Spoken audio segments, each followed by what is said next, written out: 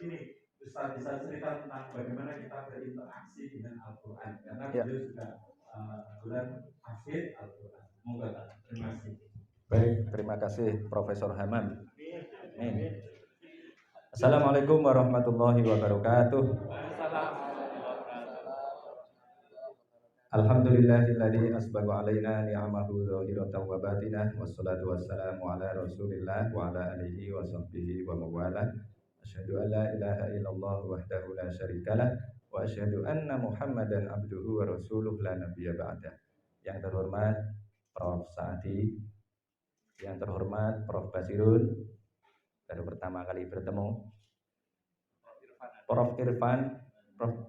Oh ya, sampingnya. Baru ketemu juga ini, baru lihat. Pak Ustadz Lanang, Ibu Ketua PDA, Ibu Insinyur Ratna Timur Nafisati, SAG. Bapak-bapak dan ibu-ibu, saudara-saudara semua yang berbahagia, karena tadi Pak Ketua, Pak Profesor Saadi sudah menyampaikan 7 setuju tadi itu, semangat, semana. Saya balik Prof, izin saya balik satu. Semringah dulu. Kalau semringah nanti jadi semarak. Kalau tidak semringah orang kabur semua. Tapi kalau semringah orang jadi semerindil. Ya kan? Kalau sudah semerindil jadi semarak. Kemudian baru tadi setia, sregep dan sembodo. Nah, saya juga akan menyampaikan 7. Jadi saya menafsirkan aja apa yang disampaikan oleh Prof. Saadi tadi. Saya ingin menyampaikan tentang 7 kewajiban kita kepada Al-Quran. Jadi nanti biar mulai jadi permintaan Prof. Hamam tadi itu sampai nanti urusan politik nanti insya Allah kena semua. Tapi diminta kenalan dulu ya. Iya, biar kenal. Bapak-bapak dan ibu-ibu, saya lahir di Rembang, di desa terpencil dulu sebelum ada Google Map yang nggak ada di dalam peta. Kemudian ngaji di rumah, sekolah sampai SMA di Rembang, menghafalkan Al-Quran di rumah. Alhamdulillah bapak saya, ibu saya hafal Al-Quran. Kemudian kuliah di Universitas Negeri Semarang, jurusan fisika. Kemudian juga kuliah di IAIN, tafsir hadis. Karena obsesi saya dulu itu menggabungkan antara ayat qauliyah dengan ayat kauniyah. Nah, dulu saya diminta oleh ibu saya, mertua saya ini untuk membantu di rumah karena saya dulu sering nulis di koran Suara Merdeka. Ibu saya rupanya baca tulisan saya. Dan dosen saya diminta untuk membantu ngetik-ngetik di rumah. Jadi tukang ketik. Nah, pas ngetik itu ada datang gadis cantik gitu. Nah, kemudian wah ini kayaknya ini jodoh saya ini. Nah, gitu. Tahun 2001 itu ya. Kemudian saya doakan, ya Allah, jika dia jodohku maka dekatkanlah. Jika dia bukan jodohku maka jodohkanlah. Jika benar-benar bukan jodohku maka jangan beri dia jodoh. Saya SMS. Alhamdulillah, ya saya pikir juga, wah ini kalau menikahi anaknya dosen saya ini saya kuliah harus bener ini. Maka ibu mertua saya tadi itu, waktu itu acara dari Jogja, Aisyah, pulang bawa brosur yang dibawa oleh Bu Husnul Mar'iyah, ilmu politik. Dan saya memang nggak tahu kenapa kok pengen kuliah ilmu politik sejak awal kuliah semester 1. Maka kemudian saya melanjutkan ilmu politik, S2, tesis saya, evolusi gagasan politik Muhammadiyah dari negara Islam ke negara bangsa. Kemudian S3 2006 sampai 2010, disertasi saya tentang dinamika antara Islam dan nasionalisme di Turki dan Indonesia. Ngajar di Pascasarjana Ilmu Politik UI mulai tahun 2008, kemudian juga di FISIP UMJ. FISIP UMJ saya jadikan sebagai pilihan karena memang saya kemudian punya niat untuk berpolitik. Kalau di UI nggak boleh jadi PNS Prof. Kalau di UMJ boleh sambil berpolitik. Apalagi rektornya sekarang temen, Pak Makmun Murad. Baik Bapak dan Ibu semua, karena tadi saya sampaikan Prof. Saadi menyampaikan 7 setuju tadi itu, ya setuju, maka saya menyampaikan 7 kewajiban kita kepada Al-Quran. Semoga waktu 20 menit cukup. 7 kewajiban itu ada yang wajib ain, ada yang wajib kifayah. Jadi nanti mohon tidak salah paham. Yang pertama adalah membacanya, yang kedua mengartikannya, yang ketiga menghafalkannya, yang keempat merenungkannya, yang kelima mengerjakannya, yang keenam mengajarkannya, dan yang ketujuh adalah memperjuangkannya. Nah, ini kalau di sini ini rata-rata sampai ke berapa, Bu? Sudah sampai nomor berapa? Sudah tujuh-tujuhnya. Tujuh-tujuhnya. Alhamdulillah ya. Alhamdulillah, itu di kajian Pak Saati sama para profesor di sini, dan saya kalau ngomong di sini berarti kayak ujian doktor lagi itu. Semoga lulus nanti. Ya. Bapak dan Ibu semua, yang pertama adalah membacanya. Ini saya juga mau menyampaikan riset. Ada sebuah riset dulu saya dapatkan pertama kali dari teman saya, aktivis juga. Dia mengatakan bahwa orang Islam Indonesia ini yang bisa baca Al-Quran cuma 40%. Kaget saya. Wah, masa Mas? Yang bener aja, orang di kampung saya itu kayaknya bisa semua baca Quran gitu. Ya. Tapi karena penasaran itu, kemudian saya riset dan ternyata betul 40%. Nah, kemudian kalau Bapak-bapak dan Ibu-ibu buka lagi hasil riset terakhir yang dilakukan oleh LPTQ, ternyata tinggal 28% sekarang. Jadi nggak naik tapi turun. Mestinya naik loh, mestinya. Tapi kok ternyata turun. Ini sedang saya cari sebabnya. Mungkin karena ada acara-acara TV, YouTube, kemudian game dan lain sebagainya, maka kemudian tingkat tadi itu literasi umat kita ini menjadi turun. Dari yang tadinya saya sering katakan 40%, LPTQ bilang 28%. Wah, kaget saya. Itu dari aspek kemampuan membaca, dan membacanya belum tentu benar loh, Bu. Ya. Itu belum sesuai dengan tajwid. Yang sesuai dengan tajwid itu kecil sekali. Nanti pada kesempatan lain mungkin kita bahas. Nah, soal membaca sekarang. Membaca ini kan harus bagus ya, karena Al-Quran ini sesungguhnya adalah mukjizat. Mukjizat yang sampai hari ini. Mukjizatnya ada di mana? Di antaranya adalah ada di keindahan bahasanya yang secara utuh itu kalau kita baca, walaupun orang nggak tahu artinya bisa bergetar itu membaca Al-Quran. Tetapi membaca Al-Quran ini seringkali tidak tepat karena tidak memahami konteksnya. Misalnya bapak-bapak dan ibu-ibu, ini ibu-ibu Aisyah yang paling hafal surat apa misalnya? Qulhu ya. Qul huwallahu ahad. Allahus somad. Lam yalid walam yulad walam yakul lahu kufuwan ahad. Itu D semua. Apalagi Bu? An-Nas. Qul a'udzu birabbil malikin ilahin min syarril waswasil alladzi yuwaswisu fi sudurin minal jinnati semua. Apalagi Bu? Al-Alaq. Al-Alaq atau Al-Falaq? Al-Falaq. Qul a'udzu birabbil min syarri ma khalaq wa min syarri ghasiqin idza waqab wa min syarrin naffatsati fil uqad wa min syarri hasidin idza hasad. Qalqalah semua. Apalagi Bu? Al-Asr, oke. Nah ini Saya sebenarnya nunggu Al-Baqarah. Al-Baqarah ya. Al-Asr ini sambil saya mengingatkan ibu-ibu ini yang punya TK ABA ini. Saya sering mendengar surat ini dibaca dengan tidak tepat. Sudah benar tapi kurang tepat. Biasanya dibaca wal asri innal insana lafi khusrin illal ladzina amanu wa amilus solihati wa tawassaw bil haqqi wa tawassaw bis sabr. Gitu kan? Yang paling tepat adalah wal asr. Innal insana lafi khusr illal ladzina amanu wa amilus solihati wa tawassaw bil haqqi wa tawassaw bis sabr. R semua belakangnya. Memang sering kita diganggu. Itu ada ilahnya, nggak boleh berhenti. Maksudnya nggak boleh berhenti itu jangan kita cuma bilang wal asr innal insana lafi khusr kemudian pergi, nggak dilanjutkan. Itu nggak boleh. Karena di dalam Al-Qur'an banyak juga ayat-ayat yang berhenti kemudian baru ilah, itu banyak. Lebih dari 10 gitu, ya. Ada ilah kemudian. Wayal anuhumul la'inun misalnya, kemudian illal ladzina tabu wa aslahu dan seterusnya. Nah, ini sering dibaca dengan tidak tepat sehingga tidak sesuai dengan konteksnya. Lagi misalnya surat apa? Al-Qadr misalnya. Inna anzalnahu fi lailatul qadr. Wa ma adraka ma lailatul qadri khairum min alfi syahr. Tanazzalul malaikatu warruhu fiha biidzni rabbihim min kulli. Biasanya dibaca bagaimana? Min kulli amrin salam. Hilang satu R-nya. min kulli amr salamun hiya hatta matla'il fajr. Ada satu lagi tuh yang sering saya dengar itu, surat Al-Lahab. Tabbat yada abi lahabi wa tab ma aghna anhu maluhu wa ma kasab sayasla naron dzata lahabiu gitu kan. Wa mra'atuhu hammalatal hatab fi jidha hablum mim masad. Nah, Bapak dan Ibu semua, ini sesuai konteks sesungguhnya. Karena pada saat itu Nabi Muhammad mendapatkan wahyu itu karena menghadapi orang-orang yang gila sastra. Jadi orang-orang Arab itu orang-orang yang gila sastra. Pemimpin-pemimpinnya itu adalah para pujangga. Maka mereka ingin agar tadi itu mendapatkan keindahan-keindahan dari aspek bahasa.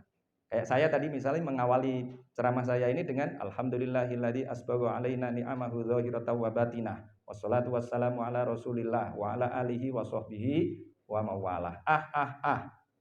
Alhamdulillahirabbil alamin wassalatu wassalamu ala asyrafil anbiya'i wal mursalin wa ala alihi wa sahbihi ajmain. Itu sebenarnya kebiasaan masyarakat Arab pra-Islam, masyarakat Arab jahiliyah itu. Maka kalau mengartikan jahiliyah dengan bodoh sebenarnya nggak tepat. Nanti mungkin pada kesempatan yang lain. Nah, justru orang-orang Arab pra-Islam itu adalah orang-orang yang sangat cerdas. Makanya ketika Al-Quran turun dan kemudian tadi itu rimanya bagus tadi itu. Iqra bismi rabbikal ladzi khalaq, khalaqal insana min 'alaq, iqra wa rabbukal akram, alladzi 'allama bil qalam, 'allamal insana ma lam ya'lam. Itu qaf qaf mim mim mim. Itu Nabi Muhammad kemudian ketika berdakwah, Nabi Muhammad selalu dibilang majnun. Majnun apa, Bu? Apa, Pak? Crazy. Nah, itu yang saya kritik sejak tahun 2004 itu. Saya menulis bahwa majnun itu artinya bukan gila. Tapi majnun itu berasal dari kata jin. Majnun itu artinya kerasukan jin. Karena pada saat itu orang-orang Arab pra-Islam memiliki perspektif bahwa kalau ada orang bisa mengucapkan kalimat-kalimat yang indah itu karena dia pinter banget. Pinter bangetnya karena dia punya khodam namanya jin.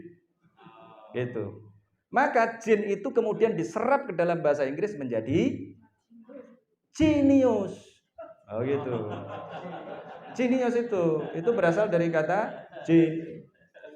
Nah, geniusnya apa? Nah, ini agak takhayul sedikit ya. Mereka menganggap bahwa dia mendapatkan informasi dari langit, dari jin itu. Kalau di dalam Al-Qur'an kan ada illa manistaraqa sam'a fa'atba'ahu syihabun mubin. Jadi, ini dianggap ada jin yang mencuri informasi dari langit kemudian disampaikan kepada Nabi Muhammad. Jadi sebenarnya tuduhan majnun itu bukan gila, tapi cuma mendegradasi level Nabi Muhammad. Nabi Muhammad kan mengklaim, saya ini Nabi dari Allah, dapat wahyu dari Allah melalui malaikat Jibril.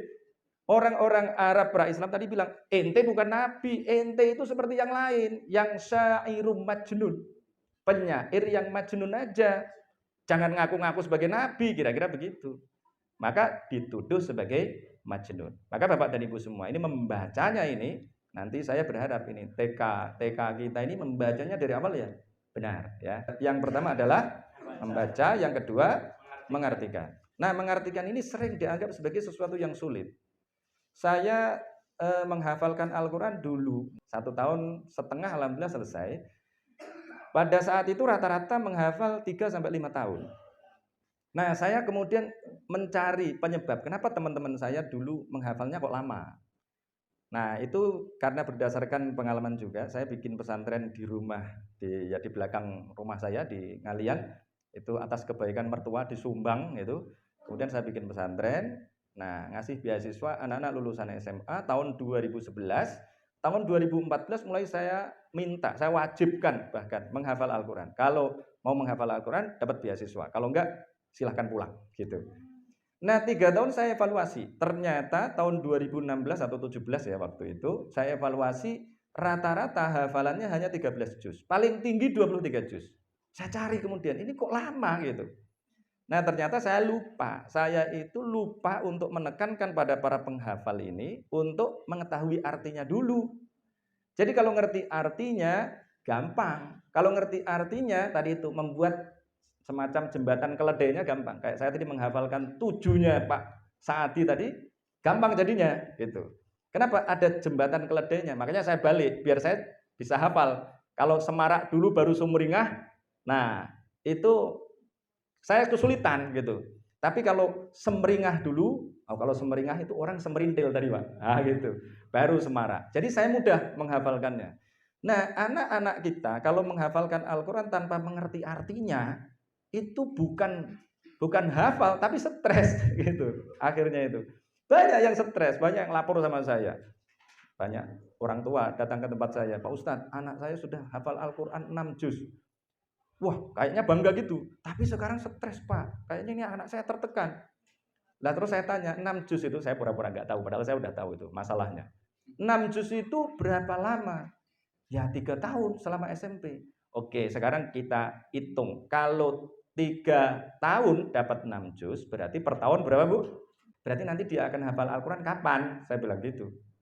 Dia akan hafal Al-Quran SMP 3 tahun, 6 juz. SMA 3 tahun, 6 juz, 12 juz. Kemudian kuliah 5 tahun, 10 juz, baru 22 juz. S2 2 tahun, baru 4 juz. Baru berapa tadi?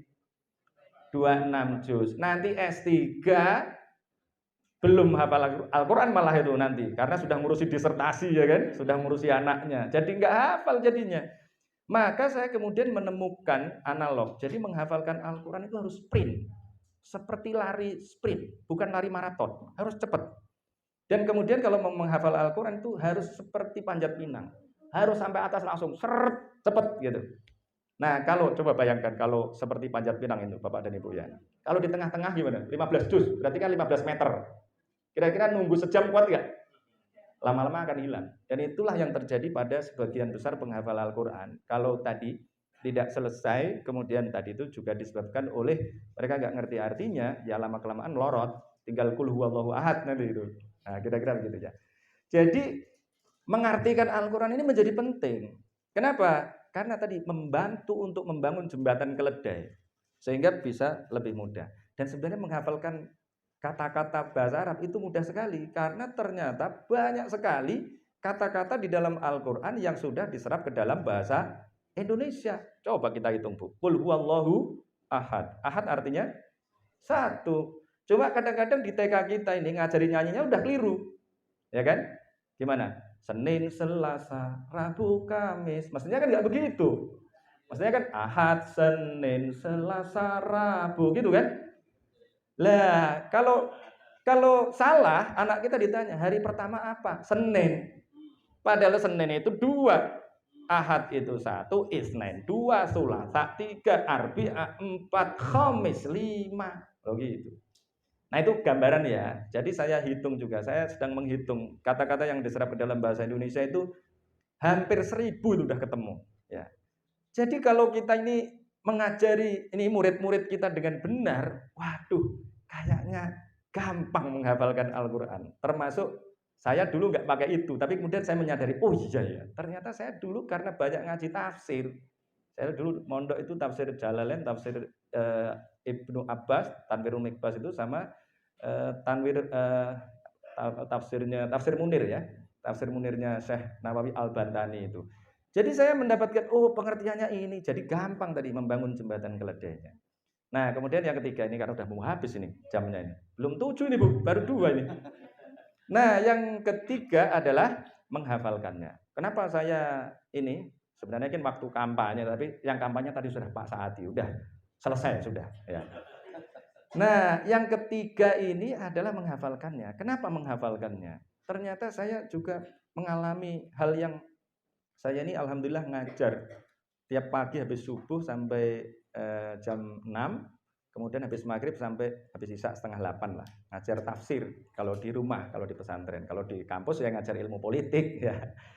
Nah itu ternyata saya mendapatkan inspirasi-inspirasi baru dan ternyata banyak sekali kekeliruan pemahaman yang dilakukan oleh ya sebagian ulama kita. Misalnya gini, misalnya Bapak dan Ibu, tadi surat yang dibaca ada wal asr ya. Ini biar cepat aja ya. Wal asr innal insana lafi khusr. Saya kemudian tanya pada santri-santri baru saya, karena saya kemudian dulu ya menemukan oh jawabannya ternyata keliru. Setiap ada santri yang datang, saya tes. Saya tanya, kenapa di dalam surat Al-Asr manusia disebut rugi? gitu. Rata-rata, hampir semuanya, bukan rata-rata, hampir semuanya mengatakan bahwa tidak memanfaatkan waktu. Padahal itu kebalik gitu. Kalau kita memahami surat Al-Asr itu dengan menginterkoneksikan lafi khusr itu dengan surat Al-Kahfi ayat 103 105. Qul hal nunabbiukum bil akhsarina a'mala. Loh, dari situ aja udah keliru langsung.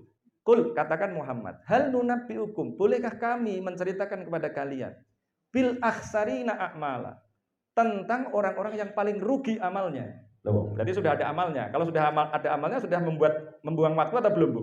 Sudah menggunakan waktu? Sudah beramal. Tapi kenapa rugi? Alladzina dhalla sa'yuhum fil hayatid dunya wa hum yahsabuna annahum yuhsinuna sun'a. Mereka itu pahalanya hilang, tetapi mereka merasa bahwa mereka telah berbuat baik. Kenapa begitu? Ulaikal ladzina kafaru bi ayati rabbihim wa liqa'ihi fahabitat a'maluhum fala nuqimu lahum yaumal qiyamati wazna. Mereka ingkar kepada ayat-ayat Allah, tidak percaya kepada akhirat, maka kemudian amalnya terhapus. Karena amalnya terhapus, walaupun ada amalnya tapi nggak ditimbang. Ini misalnya timbangan ini digital, timbang gini, tapi nggak di-on-kan oleh Allah. Angkanya berapa, Pak?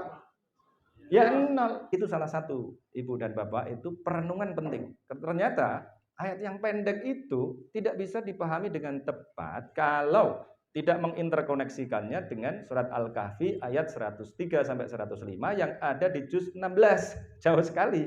Dan itu banyak. Ayat-ayat begitu itu banyak sekali. Maka saya makin termotivasi. Wah, ini memang saya harus mempromosikan. Saya harus kampanye, ya. Kampanye bukan kampanye politik. Kampanye politik nanti setelah keluar dari sini. Muter-muter terus. Tapi kalau ini, iya, sudah diwakili tadi Pak Saadi. Nah, ini kampanye terus kemana-mana, Bu. Saya ngajak terus. Saya ajak itu Pak Sutomo itu. Saya ajak bagaimana caranya agar sekolah-sekolah kita ini bisa membaca dengan benar, mengartikan, kemudian menghafalkan. Kalau sudah menghafalkan bisa merenungkan. Kalau merenungkan ketemu tadi yang benar. Kalau sudah ketemu yang benar bisa kita kerjakan, mengerjakannya benar gitu. Nah, ini kan banyak sesuatu yang dikerjakan dari paradigma yang tidak benar. Lah akhirnya kan nggak benar juga akhirnya. Itulah yang menyebabkan sering saya kritik itu. Sebenarnya Al-Qur'an ini kan kebenaran. Ajaran Islam ini kebenaran.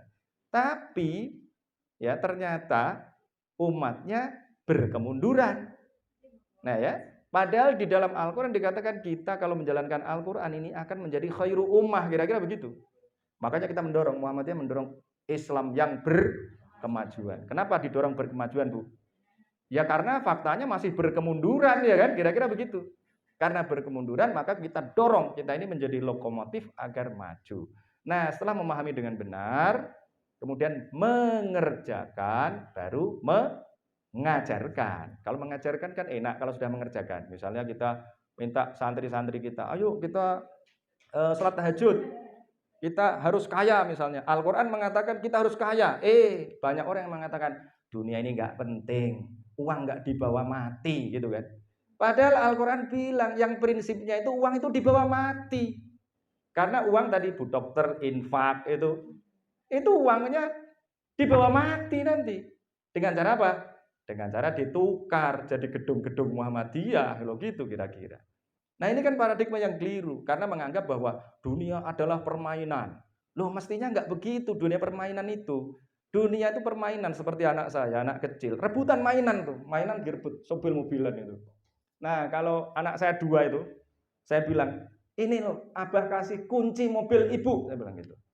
Aku nggak mau, aku mau yang mainan aja. Dia bilang gitu. Itu analog yang paling pas menurut saya.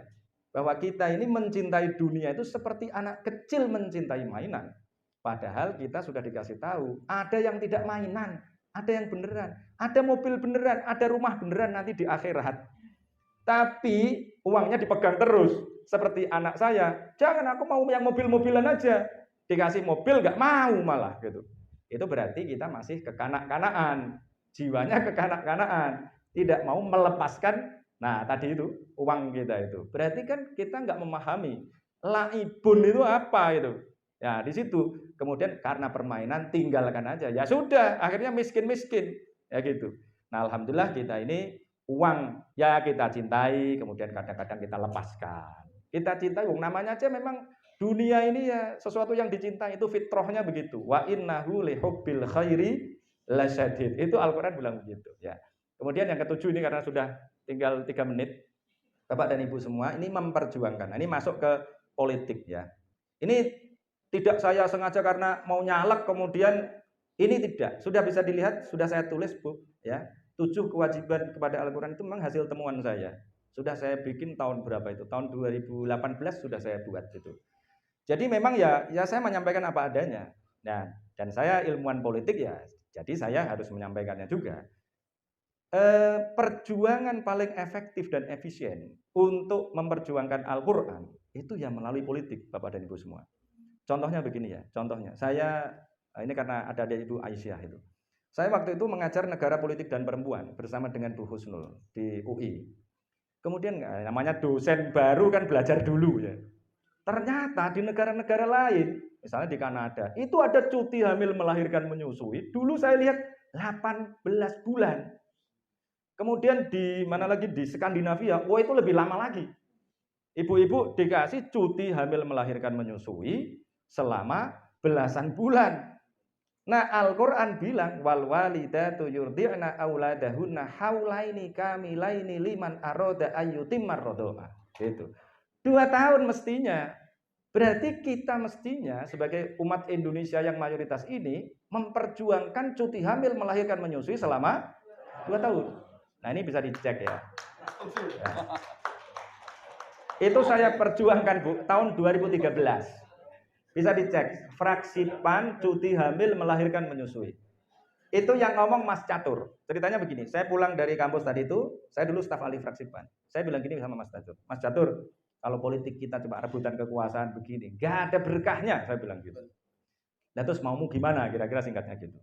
Saya pengen ada undang-undang tentang cuti hamil melahirkan menyusui selama 2 tahun.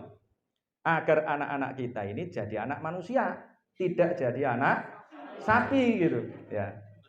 Nah kemudian saya bilang, lah terus maumu gimana? Ya udah perjuangkan. 2 tahun gimana? Jangan 2 tahun. 2 tahun kita dimusuhi pengusaha katanya. Dia bilang gitu. Kalau setahun gimana? Kalau setahun masih dimusuhi pengusaha. Terus maunya berapa Mas? Wes berapa? Kita negosiasi. Saya bilang gitu. Saya ini sedang menegosiasikan syariah. Saya bilang gitu. Agar apa? Nggak bisa 2 tahun, setahun nggak bisa. Maunya berapa? Kalau 9 bulan gimana? Gitu. Langsung saya tangkap. Karena saya dulu ngaji takrib itu, saya pernah baca perempuan, kemudian saya tanyakan pada istri saya, perempuan bisa melahirkan pada usia kandungan masuk ke 7. Ya benar Bu? Tapi anaknya segini. Nah, kalau bergerak begini-begini kan.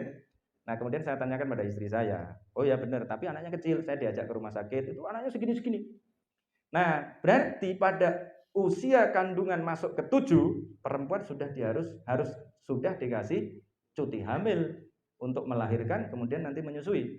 Tapi kalau benar-benar lahirnya pada usia kandungan 9 bulan, maka sudah kepake 3 bulan. Masih berapa Bu? 6 bulan. 6 bulan digunakan untuk apa Bu? ASI eksklusif loh gitu. Nah, saya tadi itu bersama Prof. Saati bicara soal IQ itu. Karena saya bikin SMP itu memang kalau anak-anaknya IQ-nya di bawah 90 itu berat sekali. Dan santri-santri saya yang bisa menghafalkan Al-Qur'an 30 juz ngerti artinya, itu IQ-nya di atas 105. Kalau tidak di atas 105 nggak bisa. Ya bisa tapi 13, 20 tadi itu. Nah, istri saya baru kira-kira 2 bulan yang lalu bilang sama saya, anak-anak itu kalau tidak diberi ASI 2 tahun, itu IQ-nya turun 13 poin.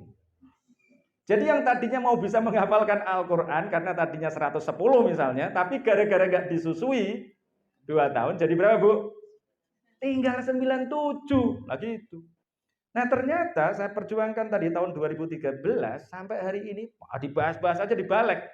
Enggak, saya tanya itu setengah tahun yang lalu saya ketemu Mbak Desi. Sekarang yang memperjuangkan Desi Ratnasari. Saya tanya, Mbak, gimana itu? Cuti hamil melahirkan menyusui. Aduh Mas, partai lain belum ada yang dukung katanya. Nah ini kan bikin saya gemes juga gitu ya. Nah itu salah satunya. Ya jadi ya saya harus memperjuangkan itu. Kalau saya titipkan orang lain, ya kayaknya agak berat. Tapi kalau saya sendiri yang melakukan, ya itu begitu ya kira-kira. Bismillah, insya Allah nanti bisa. Dan ada beberapa agenda lain yang memang ya itu penting. Ya, saya kira itu ya. Pak Hamam, mohon maaf jika ada kekurangan. Nanti kita sambung di lain kesempatan. Wabillahi taufiq wal hidayah. Wassalamualaikum warahmatullahi wabarakatuh. Waalaikumsalam warahmatullahi wabarakatuh. Bapak Ibu, kita berikan Harus buka kembali dulu nanti kalau bisa. Oh, okay.